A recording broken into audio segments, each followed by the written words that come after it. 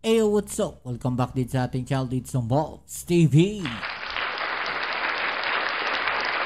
Alright, so tayo nagbabalik muli mga kababayan at ito na nga po ang ating pag-uusapan ngayon, no? Dahil ito pong mga fighter jets po ng China, mga kababayan, ay pumasok po sa teritoryo ng Japan, mga kababayan, no? At dahil po dyan, nagbabala po ang Japan dito sa China. No, nako, ito pong ginagawa na to ng China ay posible po talagang pagmulan ng napakalaking digmaan, mga kababayan.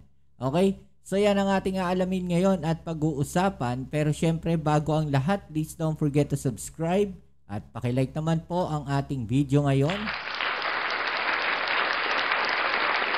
Okay, so shoutouts po sa mga followers, subscribers natin dyan, sa mga nanonood sa ating channel. At kung kayo ay hindi pa po nakasubscribe, pa-click naman po ang subscribe button dyan sa ibaba. At maraming salamat po sa inyong suporta.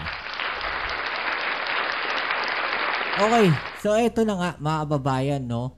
Ito pong ginagawa talaga na to ng China, no? Dito po sa mga karatig bansa natin dito sa Asia, ay talaga namang sobra na mga kababayan. At sabi nga po ng mga eksperto, no, posibleng ito pong China talaga ang magsisimula ng isang napakalaking digmaan dito po sa rehiyon na to ng Asia. No, dahil talaga namang sobra-sobra na yung kanilang mga ginagawa. 'Di ba? Dahil yung mga teritoryo po natin ay pinapasok po nitong China, mga kababayan. No, at isa na nga po diyan sa kanilang talaga namang pinag-iinitan ay ang ilang isla po nitong Japan na pasok po sa kanilang EEZ, no, or Exclusive Economic Zone, mga kababayan. 'Di ba? Talaga namang grabe at sobra itong ginagawa na to ng China dahil hindi lang po yung West Philippine Sea ang kanilang pinakikialaman. No, maging yung mga karatig bansa natin hanggang diyan po sa Japan. At ito nga po nakaraan ay nagpalipad po sila ng mga fighter jets at tila parang nang uudyok po, no, dito po sa Japan. At dahil po diyan nagbabala ang Japan, mga kababayan, no? O ito po yung balita na yan at para mas maliwanagan tayo, no, sa balita na yan, panoorin natin to, mga kababayan. Dahil sa ginawa po na yan ng Japan na pagbabanta dito sa China ay meron pong isang matinding hakbang na ang ginawa. No, ito pong China, laban naman po sa Japan. Okay, so yun yung ating pag-uusapan mamaya, mga kababayan. Dahil ito pong ginagawa na to ng China ay talaga namang ganyan yung kanilang strategy palagi. Okay, so umpisahan natin dito sa balita na to. Let's go. Naglabas ng strategic challenge ang Japan laban sa sunod-sunod na ginagawang pagpapalipad ng fighter jet ng China. Inilimbag ito sa Annual Defense Report ng Japan kung saan inakusahan nila ang China na puwersahang pinapalitan ng status quo gamit ang iba't ibang intimidation tactics. Okay, so sabi po dito, mga babayan, China intensifying unilateral changes to the status quo by force and such attempts, mga babayan. So ibig sabihin, no, binabago daw po ng China yung status quo dito sa iba't ibang lugar dito sa rehiyon na to ng Asia. No, sa pamamagitan po ng puwersa at tangkang pag-aangkin ng mga teritoryo. No? China's external posture, military activities and other activities are a matter of serious concern for Japan and the international community. No? Seryoso raw po itong ginagawa na to ng China, mga kababayan. No, and present an unprecedented and the greatest strategic challenge which Japan should respond with its comprehensive national power and in cooperation and collaboration with its ally, like-minded countries and others. No, dapat daw itong bigyan ng atensyon, mga kababayan. No, hindi lang po ng Japan, maging mga kaalyadong bansa ng Japan. No, dahil masama na nga po ang epekto netong ginagawa na to ng China dito po sa lugar na to ng Asia, mga kababayan. 'Di ba? Nananakop po sila ng mga teritoryo na hindi gumagamit, no, ng mga armas pandigma. Ibig ko sabihin, mga kababayan, nakakakuha sila ng mga teritoryo na hindi sila nakikipagdigmaan. No, ganyan yung kanilang ginagawang strategy, mga kababayan. At ang sinasabi nila palagi, no, yung ano po, historical claim nila.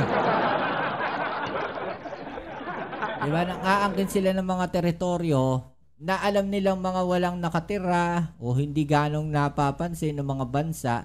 Ganun yung kanilang mga ginagawang strategy, mga kababayan. Diba? Pag alam nilang walang tao doon sa certain areas na yon, no, talagang aangkinin na po nila yan. In short, ang tawag sa kanila, magnanakaw ng teritoryo. Parang ganun. Ito ang naging tugon ng Japan sa sunod-sunod na insidente ng pagsasagawa ng operasyon ng China na paulit-ulit na nanghihimasok sa Exclusive Economic Zone o EEZ ng Japan. Inihayag din ng naturang ahensya ang kanilang pagkabahala sa napapadalas na panghihimasok ng China sa first at second island chains ng kanilang rehiyon.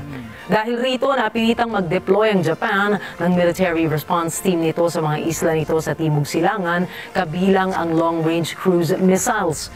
Noong nakaraang buwan din ay nag-test ang Japan ng short-range surface-to-ship missile. Una nang inakusahan ng Beijing and Japan ang pagmamanman umano sa kanilang regular na military exercise na kalaunan ay humihiling na itigil ito. Baligtad, no? Japan, yung China pa humiling. No, na tumigil daw ang Japan, mga kababayan. Nakita nyo yung nakita ninyo kung paano gumalaw itong China, mga kababayan. No? Mananakop sila, umang-aangkin sila ng teritoryo, tapos kapag sinita mo sila o sinita sila ng mga bansa, mga kababayan, babaligtarin nila yung sitwasyon. No? Palalabasin nila. Kunyari, ito sa Japan, palalabasin nila yung Japan na nagpapataas ng tensyon. No? Alam mo yung parang nakakagigil na itong mga Chinese na to, mga kababayan. Di ba? Nakakagigil yung kanilang ginagawa. Sa huli, sila pa yung biktima. Di ba? Sabi dito, China always believes that defense and security cooperation among relevant countries 有关国家间的防务安全合作不应针对 should 第 not 三方 target third 或损 parties or harm the interests of third parties daw. 害第三方利益。二战期间，日本军国主义 During World War II, Japanese militarism carried out aggression and colonial rule. So ito hindi ko nababasahin. I-explain ko na lang yung sinabi niya mamaya, mga kababayan.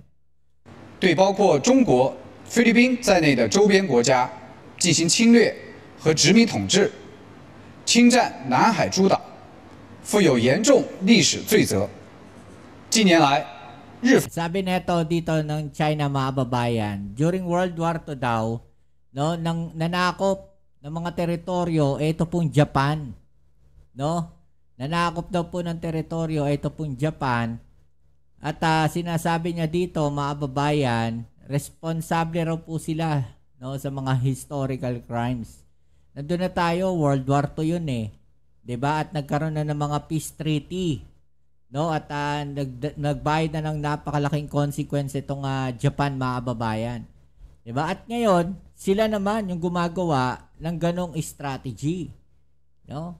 Sila naman yung gumagawa ng strategy na ginagawa naman ng Russia.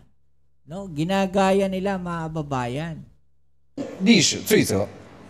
近年来，日方突破和平宪法和专守防卫原则，不断对外输出武器装备，妄图拉小圈子搅局南海，给亚 parang nagtatawag, no, etong Japan, mga kababayan, no, ng mga maliliit na bansa para gumawa ng gulo sa Southeast Asia o dito po sa lugar ng South China Sea, mga kababayan, no? Small groupings to make troubles in South China Sea and create unstable factors for the Asia-Pacific region.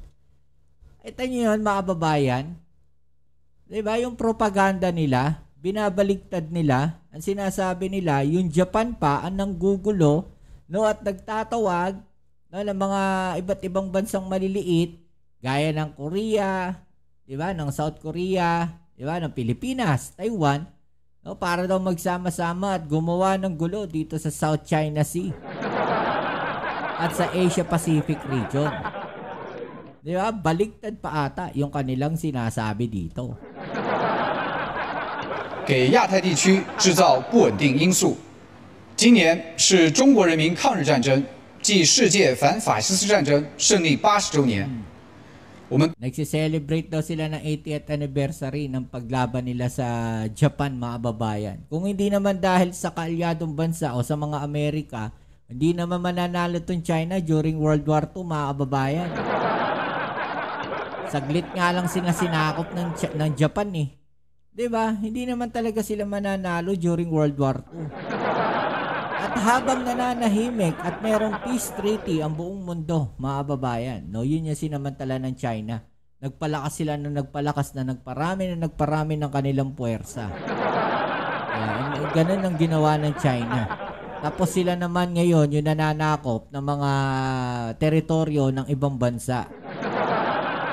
敦促日方深刻反省，汲取历史教训，在军事安全领域谨言慎行，多做有利于维护地区和平稳定的事。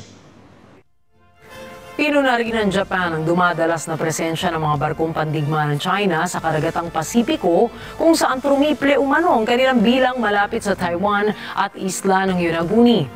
Ayon pa sa Japan na sa mga nakaraang buwan, nag-operate ang dalawang Chinese aircraft carriers ng sabay sa karagatang Pasipiko. Kinundi na rin ito ang patuloy na pagpupumilit ng China ng kanilang kontrol sa katubigan ng Taiwan Strait, pati na rin sa island nation ng Taiwan. Kung saan ayon sa reports ay ginagawa lang ito ng Chinese People's Liberation Army o PLA para masanay ang international community sa patuloy na panghihimasok at pag-aangkin ng China sa mga teritoryo ng mga kalakip nitong bansa.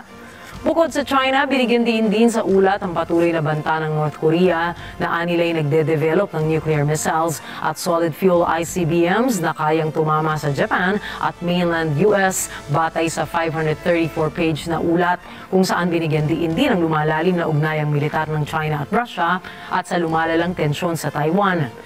Dagdag pa rito, binanggit ang aktibong military operation ng Russia sa paligid ng Japan, kabilang ang paglabag sa Japanese airspace noong Setyembre ng nakaraang taon. Okay, so ito ngayon yung naging ganting ng China dito po sa Japan, mga babayan. Alam niyo naman itong China ganyan yung kanilang ginagawa. Pagka nasusukol na sila, gumaganti yan. Pero ito po yung kanilang ganti. Sinentensya na higit sa 3 taong pagkakakulong ang isang Japanese businessman sa China dahil sa salang espionage. Kinilalang Japanese national bilang isang empleyado ng Tokyo-based pharmaceutical company sa Asturias. Kinulong ang sospek noong March 2023 at formal itong kinasuhan noong Oktubre ng parehong taon. Ayon kay Japanese Ambassador Kenji Kanasugi, nakapanghihinayang na ganitong hatol ang nangyari sa kanilang kababayan. Sinabi naman ni spokesman Li Jian na walang dapat ikatakot kung susunod ang mga dayuhan sa mga batas ng China. 中国是法治国家，司法机关严格依法办案，保障当事人的各项合法权利。 Grabe, no? 按照有关国际公约和中日领事协定，为日方执行领事职务提供便利。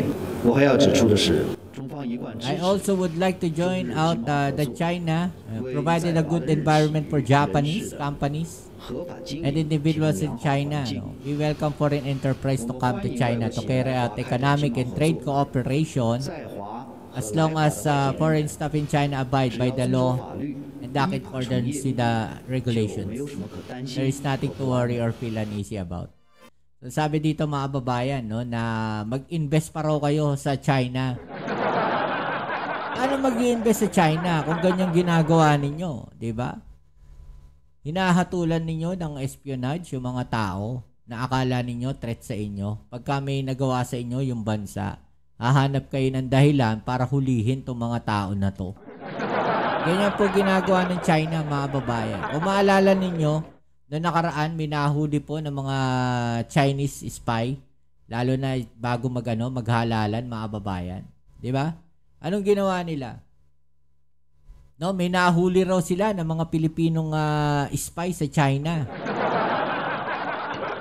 Ganyan sila kagaling gumawa, no, ng kanilang mga propaganda, mga kababayan. Diba? Ano masasabi po ninyo dyan, mga kababayan? I-comment na lang po sa ibaba niyo mga opinion at atin yung pag-usapan. Right? So muli, maraming salamat sa lahat ng mga patuloy na nakasuporta dito sa ating channel. Kita-kits tayo sa ating next video upload. Ito muli ang yung Kuya Mobs sa Mobs TV. Peace. ML.